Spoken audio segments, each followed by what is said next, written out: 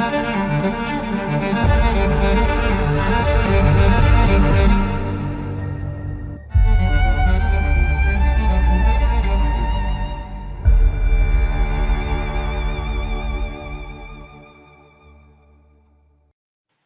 guys. Welcome back to Freedom Brigade Nation.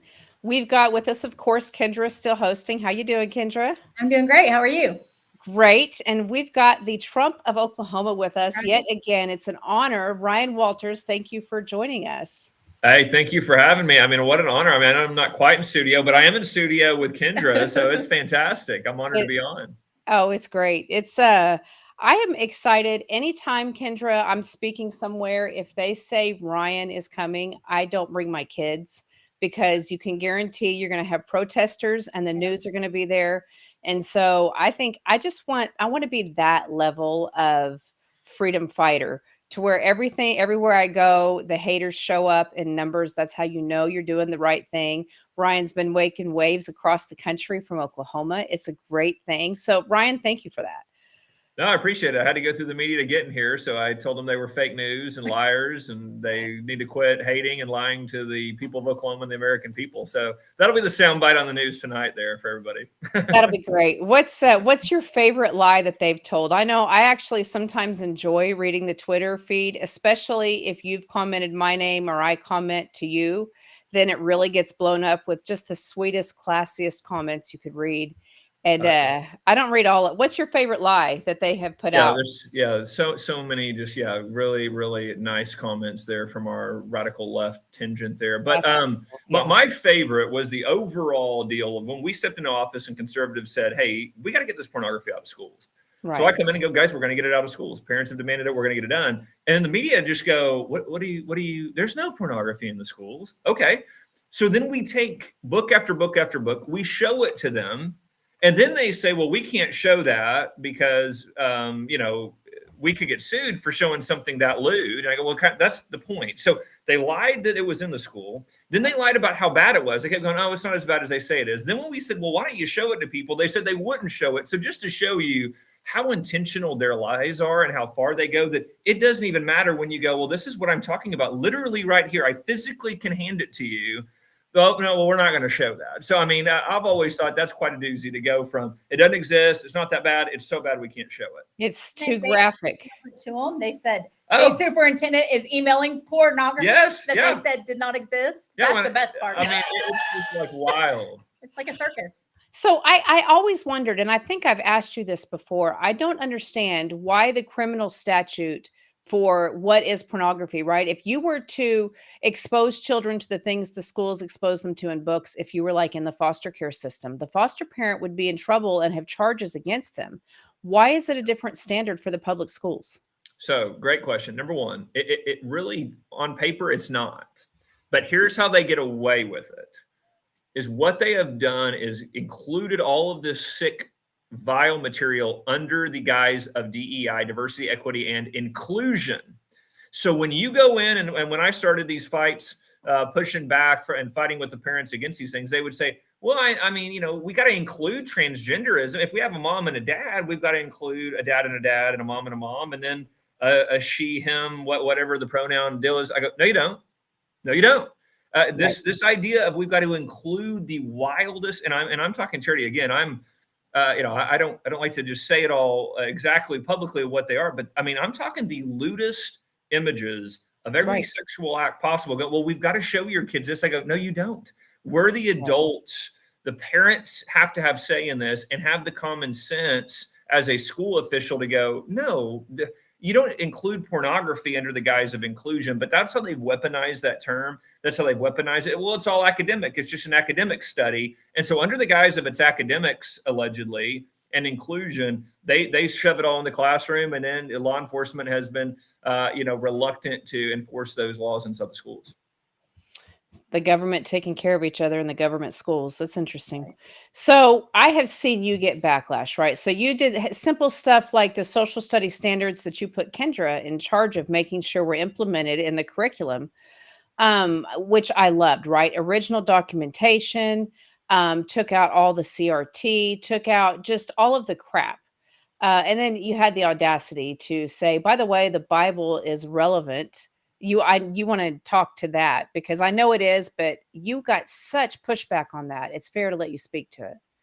Yeah, I mean, and honestly, if we're just to show you how far the country has come, if it was just a few decades ago, I don't know that it would have got much pushback at all.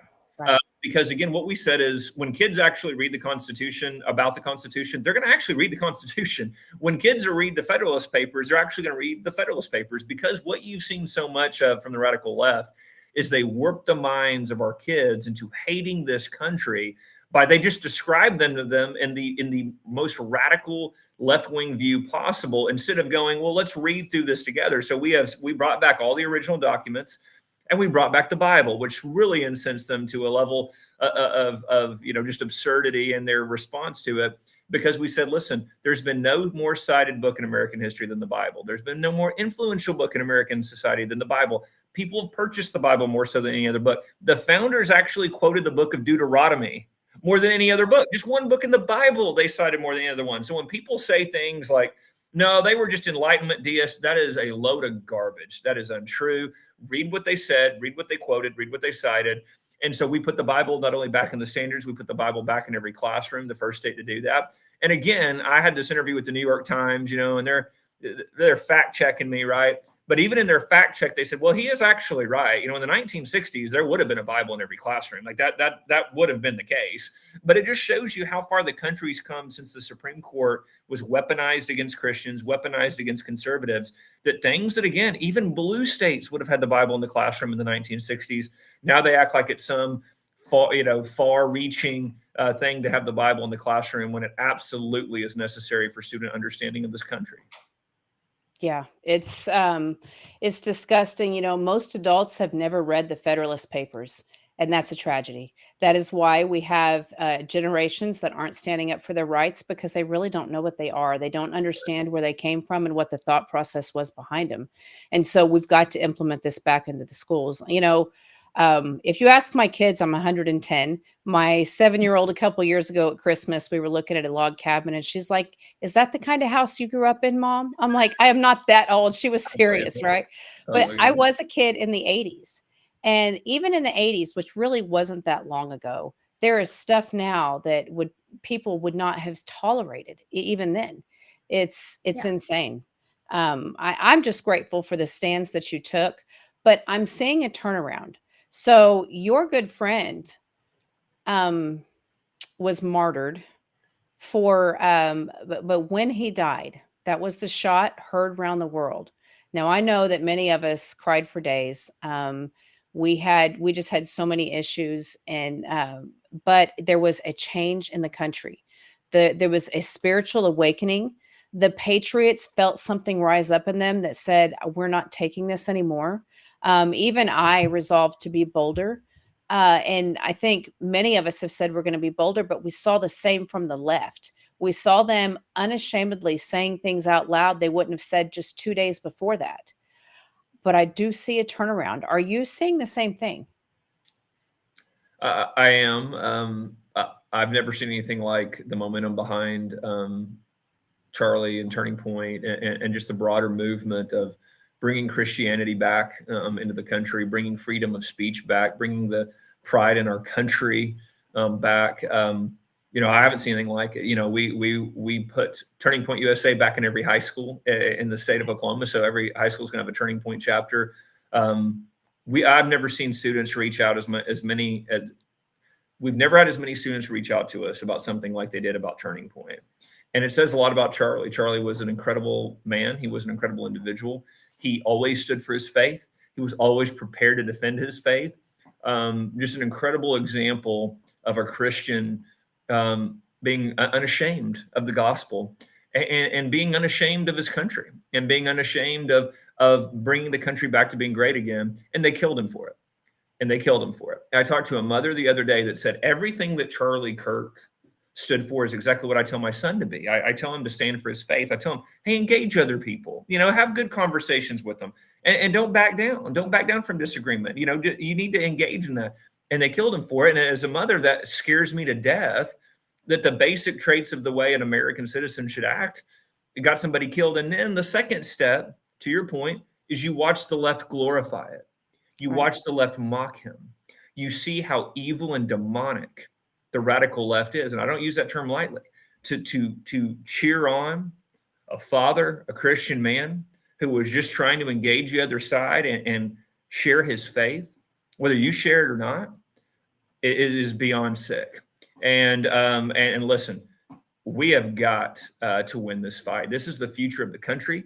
I cannot overstate that enough. If they get their way and it becomes popular and acceptable to, you know what? Yeah, gun down a conservative. It's really funny. The country doesn't recover from that. That is a sickness of the heart, of the mind, of the soul. And this is what wokeism does. This is what the radical left does. When you take God out, there's a God-sized hole left in those individuals.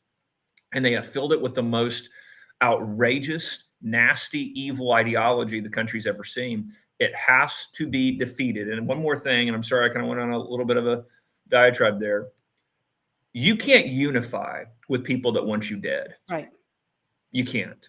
Okay. So you hear all these platitudes from folks that, you can't unify with people that want you dead and will celebrate when you die. Right. And so this is a real eye-awakening moment to people to say, we have to defeat that ideology. We have to defeat those movements. And again, I've been so impressed with the people of Oklahoma and the American people say, yeah, you know what? We have got to engage in this fight. We've got to win it. I would take it a step further and say it's not just America we save, which I love America. I want to save America, but we are the last. We're the ones that come in and save people from tyrannical leadership. We are oftentimes where the buck stops. If we go down, the whole world goes down. We have no choice but to save America, not just for us. This is so much bigger than us. That may be arrogant. It's just, it is what it is. No. And by the way, history would support you on that. I'm a big fan of Winston Churchill. And so I happened to be reading him the other night. And, you look at, so much of what he did to inspire the British people is, hey guys, the Americans will come in to save the day. The Americans will not allow Nazi Germany to control the world. He knew even if we lost as the British people, if they go to America, it's a whole other story, guys. The Americans are not going to allow this to happen. And so you see so much of that throughout history. It always has been America that has fought for freedom, that has fought for liberty, that has been the just country in all of this. And again, when you see this and you see the threat that comes from within and what they're trying to do to our country and our kids, and again, the Marxists know they have a playbook that they've been very effective with. If they control the classroom, they control the kids, they control the future, they control the next generation, which is why it's so imperative. President Trump's 100% right. You destroy the Department of Education. It has been weaponized to turn our kids into social justice warriors. And the other thing you've had to do, you have to destroy the teachers union. The teachers union is the biggest funder of the Democrat Party, the most radical group in the country. You see the stuff that they're pushing. Again, the head of the National Teachers Union is still out calling President Trump a fascist, still calling conservatives fascist, calling conservative teachers even fascist. They are out to push an agenda. They don't care. They are doubling and tripling down even after the vicious assassination of Charlie Kirk. I completely agree. And I did want to bring that up. So when we sit at football games in where we live in Craig County and in Oklahoma, right over the football stadium, when we're watching a football game over the loudspeaker, they will actually say things like, remember to mindlessly, they don't say mindlessly, but to remember to follow authority, to, don't question authority and just follow authority. Which that is propaganda and nonsense. But even that, these very same people, when you called as the state superintendent of instruction, called for a moment of silence for Charlie Kirk, what was the response from the woke superintendents across the state? Oh, yeah, you had several that refused to do it. And so we put them under investigation for consequences to follow. But just to be clear, remember, these are people that stopped school for pride parades. These are people that stopped schools for movements to have George Floyd recognized. Criminal. Right. These are the same people that brought drag queens into your school. So just, for them, if it's a radical left-wing ideology, they're going to force it on your kids. And then to say an American was murdered who was by the way, in a school, on a school grounds, okay, talking about freedom of speech and engaging in that, something, I mean, I would think everyone can agree on. Let's have freedom of speech. Let's have an open discussion. Other schools don't even want to have a moment of silence to recognize Charlie's life. And it just shows you how extreme and nasty these people are.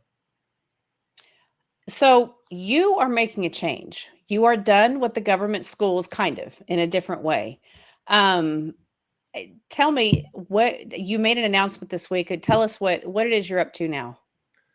So what I'll be doing now is, again, we've had an unbelievable success here in Oklahoma, driving the teachers unions out, putting the Bible back in school, protecting parents' rights, best history standards in the country that are unapologetically patriotic and American.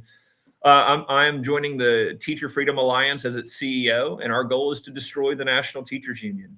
Your viewers will remember all these TV commercials attacking me, all these fake controversies and lies attacking me. Almost all of them came from the National Teachers Union. You can look it up. It came from Chicago, Illinois. Sure. We became ground zero for the fight to get our schools back on track. That's where you would see paid protesters come in. You'd see all of this type of nonsense that occurred in our state because we were leading the fight. We have to take the fight to them. If we don't destroy the National Teachers Union, they will continue to weaponize their power, their money, to destroy the next generation. And so we're stepping out nationally with the goal. I mean, it's a very simple goal. We're going to destroy them. We want them to have no members.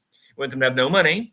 We don't want them to be able to weaponize their movement any longer against common sense Americans. And so we're building a grassroots army to do just that. So this is exciting. The leash is coming off of you that the government puts on you. And the Trump of Oklahoma is about to take on the teachers unions nationwide. That's exactly right. It will be. Is that not exciting? Go ahead. Very exciting. I can't stand it. Yes, it's wonderful. The brigade's going to help you. I do want to say I noticed it, and I was quite disgusted several years ago when they did a teacher walkout because the teachers were saying, I don't make enough money. Now, I'm not saying teachers shouldn't make money, right? But when you talk to them, I don't know if anybody watches Star Trek, but it was like the Borg, right? They could finish each other's sentences. You could tell they had been programmed, and they were making more than a lot of people with the same degree that weren't getting 3 months off in the summer, 2 weeks off at Christmas, a week at spring, a week in the fall. And they would take it out on the teachers and the parents by not going to school, rather than using some critical thinking and going to their administration and their government and saying, why are you pocketing money that belongs to us? To me, that was the telltale sign of we have an issue here. And that's where Kendra and I pushed back on this at the State Department of, guys, you have enough money.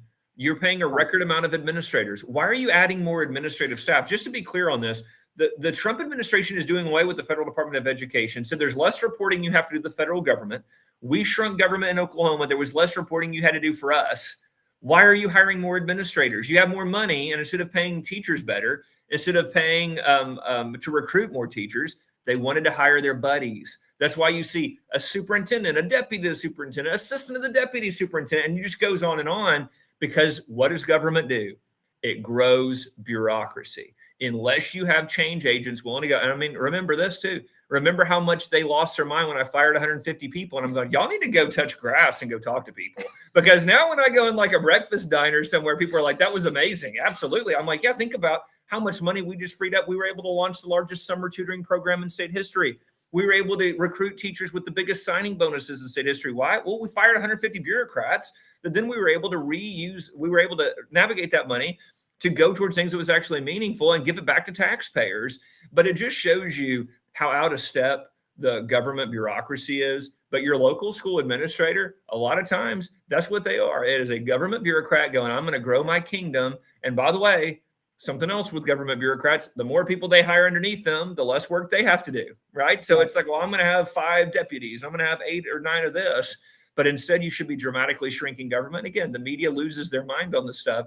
But again, this is taxpayer dollars. I tell my staff that every day. Remember, this is taxpayer dollars. It's not your money. It's not, something here. It is taxpayer dollars that should all be spent in accordance with that understanding. Yeah, I agree with you completely. Well, the schools have got to get back to critical thinking because that's a lot of the teachers now, especially the new ones, have been through from kindergarten where it's Common Core. And so they were taught not to think and to just believe what the computer says. The math is ridiculous. It's like going from Tulsa to Oklahoma City and deciding to drive through Texas first. I mean, it's insane, right? So it's easier to just plug it in. And the Common Core stuff was absolutely done so that parents didn't understand what their kids were doing. It was overly complicated. It was crazy. I mean, you're going, okay, math is math.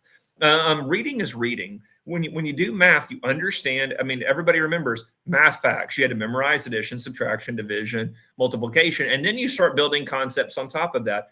But again, what Common Core did, what its goal was with the Federal Department of Education, we'll create this new silly way of doing it. And parents look at it and go, I have no idea how to help you, Johnny, Susie. I don't know what in the world you're talking about. Instead of teaching the basics and building on. That's why you heard so much of our themes in education. Get back to the basics. We know how to teach reading. We know how to teach math. The way that we did it 40 and 50 years ago worked. The test scores were better then. Before you listen to all these Ivy League liberals, it was better. The people of Oklahoma, your common sense is exponentially smarter than Harvard Ivy League, professor PhD that says, no, I think I've got this new way. No. We understand how to teach reading. We understand how to teach math. We're not doing all of your left-wing nonsense. The basics and getting back to that is really how you get the education system back on track. Right. Phonics, not sight words. So, I had never considered the math being an attack on the parent-child relationship. Of course it was. Do you feel like that they also encourage them to be more reliant on technology, because the way that they taught them to do it, they're not going to sit down and try to figure that out as an adult. They're just going to plug it into the computer and believe what it says. Yes. Look, I mean, when we, I remember, during COVID, there were so many, I mean, you're just sitting there going like this, none of this makes sense, right? Like nothing. I just remember, having a moment every day of like, okay, none of that makes sense. Like everything I just heard, like none of that makes sense. But one of the things in education that I always was going, okay, guys, hold on a second. That doesn't make sense. So for all these years, we've been very wary of technology, very wary of putting kids in front of screens, very wary of putting kids in front of screens for a long amount of time. Very key on, by the way, there are so many different studies that show this. Handwriting, if you remember back when we were in school, when you write something down, why did they make you write it down 100 times? Because there's something about seeing it, writing it with your hand that made you remember it. There's a reason, if you're familiar with Rudyard Kipling's, one of my favorite poems is called Gods of the Copybook Headings. The British Empire would take all the kids, they would put Bible verses at the top of their copybook, make them repeat it 30 times. They would do that to start every day. Why did the British Empire do that? Because they wanted the kids to be Christian and remember the Bible verses. And then all of a sudden we said, no, just stick them in front of computers all day, every day. And I'm going, okay, that's a major shift from what generation after generation has thought technology would do to kids. And we're just going to wholesale do this. And then we're going to extend it and expand it, and so look, there's good uses for technology if it's used for good. Right. Technology in itself, just sticking a kid in front of a screen, I think there is a lot of danger there. Right. I think there's a lot of concerns there. And I think academically, there's a lot of concerns with it as well. I agree. Well, I'm excited to see what you do for the nation. Have you met up with Rebecca Fredrickson yet? I don't know why I haven't asked you this personally. Have you met with her yet? That name sounds familiar. She took the teachers unions to the Supreme Court in California. So I've done some work with her. I'll connect you guys. That'll be a power duo. We would have some fun together. I think we get along just fine. You will. Well, Kendra, do you have any comments? I know Ryan has to go. Ryan, before you do go, when are you going to make this change? So actually, this is my first interview as the CEO of the Teacher Freedom Alliance. So you are the awesome. Exclusive interview. We did literally walk by. I mean, how many press were in there? There was quite a few. I mean, it was the who's who of all the woke liberal media here in Oklahoma. We walked by them. We are here to give you the first interview here on the Freedom Brigade Nation podcast. So this is the first interview. Yeah, I started today. This is my first day in the role. And so I'll be going around the country, and we'll be living in Oklahoma. This continues to be my home where we love. So we'll be still fighting here in Oklahoma. So we'll still be doing that fight, but we will be taking it national in all 50 states. That's amazing. Well, it's great to have you, Ryan. Kendra, do you have any questions or last words before Ryan has to leave us? What do you got? You gonna grill me here? Why you got me on camera? So for those that don't know, Kendra sat on Ryan's board for a while. So Can I tell? So let me tell you guys. Oh, good. Kendra. Okay, so Kendra is an incredible individual. You guys see her as the incredibly prolific speaker, as the motivator, as the person who's got the answers, who has worked so hard to understand that. But I also want to tell you this: Kendra worked very hard for you, the people of Oklahoma, on the State Board of Education. Kendra literally led the committee that combed through these textbooks to find all the, I mean, guys, I'm gonna give you this. Kendra would even go through the teachers' workbooks, because guess what they started doing? They knew that Kendra and them would find in the textbook itself CRT, DEI, transgenderism. So they would then put it in the teacher's edition and go, hey, we're not going to put it in that textbook, but we're going to tell you this is where you talk about transgenderism. Kendra is finding all those. So not only was she coming through the textbooks, she's coming through the teacher's materials to keep the woke nonsense out of the classroom. Remember, we were the first state to stand with the Trump administration on reversing Title IX. We fought the Biden administration. We sued the Biden administration more than any other state in our Department of Education. So I'm going to tell you guys, Kendra's a hero. Kendra is a national treasure that not only what you see publicly, she was doing all this privately on the front line. She was sued, by everybody in their ACLU, Southern Poverty Law Center, the best hits of the radical left, Mount Rushmore over there on the left. They were suing her day in and day out. But I'm gonna tell you, she's tremendous. I'm honored to call her a friend. But I'm telling you guys, she, as great of a speaker she is as good a worker for the American people as I've ever worked with. Holy cow! Yeah, no, she's. And now she won't say anything bad about me now. She won't tell any embarrassing stories. That's what stories. you do, right? Oh, well, she's amazing. She does a lot of work with us at the Republican Party too, and she's my right-hand man in so many ways. I couldn't do any of it without her. She is top-notch. She really is. I'm just excited to see where you go next. Everything you and Katie have sacrificed with the kiddos and that you've done for the state. Thank you. Oh. Thank you. I mean, watched you come in, and then all of a sudden everybody wanted to be your best friend. Everyone wanted to touch the hem of your garment. Everyone wanted to be in the room with you. And it was that boldness and it was that stand you took that created that atmosphere. And yeah, we hit the ground running those first couple of months, Ryan. I would go home and tell Shay, oh my gosh, like now we're doing this. We just sued Biden about boys and girls bathrooms. And now we're going after this. And now we're going after that. And it was like, bam, bam, bam. And it moved the needle. It moved the needle. We went from your very first teachers award ceremony where Suzanne and I were the only ones in the audience clapping for you and livid because they just were not helpful to you, to the last one where the whole room was standing for you, right? I mean, you and the prayers on stage and people feeling comfortable at the last textbook committee display from the manufacturers of textbooks. People were talking about their faith. They were talking about their calling. Prior textbook committee meetings to that, where they came and displayed, they would not have mentioned anything biblical, faith-based, God. It was a taboo, a complete no-no. That needle moved, and that needle moved because of your boldness. And I know you've paid a price for that. You have. And I'm just so, gosh, I'm just glad to be your friend. Well, I appreciate that. And listen, Charity, can't thank you enough for all the work you've done. I mean, we wouldn't have been able to win these fights without you. And I mean, God's blessed the state of Oklahoma for having you in this position. You are I love it, freedom fighter. Absolutely. I mean, to the core. You are unapologetically bold in fighting for this country, fighting for Christianity, and can't thank you enough. And again, God has very much blessed us having you in this role. And listen, I mean, we have to stay forever vigilant. Even when you win these big fights, the left doesn't go away. Their wokeism is their religion. I mean, they literally worship power and worship wokeism. They don't go away. And so I think, continuing with the momentum that we have got to continue to be aggressive, take the fight to them, and we've got the right generals in charge. I am really looking forward to what you do. We back you all the way. Let us know. We have freedom brigades in 19 states. So let us know where you need our help. And we're honored that you came on. Thank you for giving us your time today, Ryan. Absolutely. I know you had to get out of here, so we'll let you go. Thank you for having me. I appreciate it, Charity. All right. Bye, Ryan. All right. Wow. Exciting things in store for the country, huh? Yeah, that was awesome. Imagine taking down the giant of the teachers unions and what that will look like, to where we will have teachers that are conservative, that are free to be conservative. And what's interesting is the conservative movement doesn't look to dominate the conversation. They look to keep it patriotic, true, and to make sure everyone has a voice. They don't want to silence anything other than we want to silence perversion, right? We want to silence anything that takes innocence from children. Innocence should be protected in children. But beyond that, it doesn't have to be our it doesn't have to be our narrative. It just has to be the truth.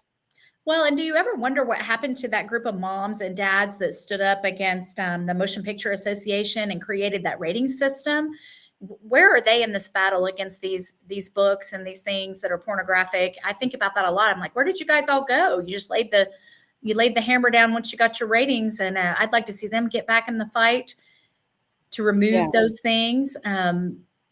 But truly, Ryan was bold. He will continue to be bold, and it's going to be really exciting to see him take on this. I would encourage everyone watching. We watched it with Charlie. Okay. We've watched it with anyone. Anytime you say the truth and you speak up, you cannot be afraid of what the people in the room say about it. If you don't have haters, then you are not being effective, right? Like I always say, I want to be like Ryan. I hope I get to the point to where everywhere I go, there are protesters, because I'm speaking so much truth. Charlie was the same way. Everywhere he went, there were protesters. And we've got to be unapologetic with the truth. If we don't stand up, who stands up? If we don't speak the truth, then it's not going to be spoken. We have to be bold. We have to be in love, right? But we have to be uncompromising with the truth. That's right. And we've been taught in some ways that the truth is offensive. It started with little white lies. It went to political correctness, and then it completely went overboard. And I'm seeing a shift. I'm seeing people really appreciate the truth. I'm seeing people just, hey, just give it to me straight. Just tell me the truth. There is an actual hunger for truth, and truth is biblical. And I think that we're going to see a lot more of the return to truth. Truth is sometimes offensive, and that's okay. It can be. It has to be, right? There's been lots of times that I've had friends that I had to give a truth to, and they've gotten mad at me. And then over half the time, not every time, but over half the time, they will come back and say, you know what, that was hard to hear, and I got really mad, but somebody needed to say it, and I thank you for that. And so that's the kind of people we have to be. That's who Jesus was. And if we're going to walk like Jesus, sometimes that's flipping tables. Sometimes that's calling Pharisees snakes and vipers. Sometimes.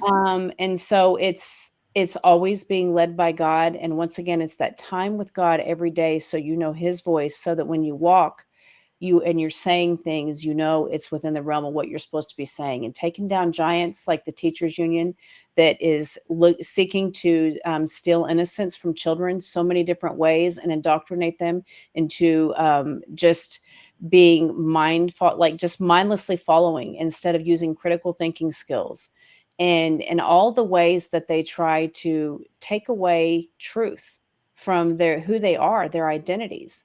Taking down those giants is always going to be righteous. It is. It is. It's excited. So they've taken the leash off Ryan Walters. This is going to be great. He's like a David with a stone, and we back him. You guys, this has been a great Freedom Brigades podcast. Please go to freedombrigades.com, support us. Buy from our shop out there. Go to tomrenz.com. We partner with him in a big way. When you buy from affiliates at Freedom Brigades or tomrenz.com, you are not only getting a better product that will support you, that doesn't kill you like all the crap that you buy in the big box stores, but you're also supporting patriots and you're supporting our movement. So take care of yourself. We are at war. We have been infiltrated. Be bold as you go forth, and we will see you guys next week. Thanks. Bye. Thanks, Charity. Bye.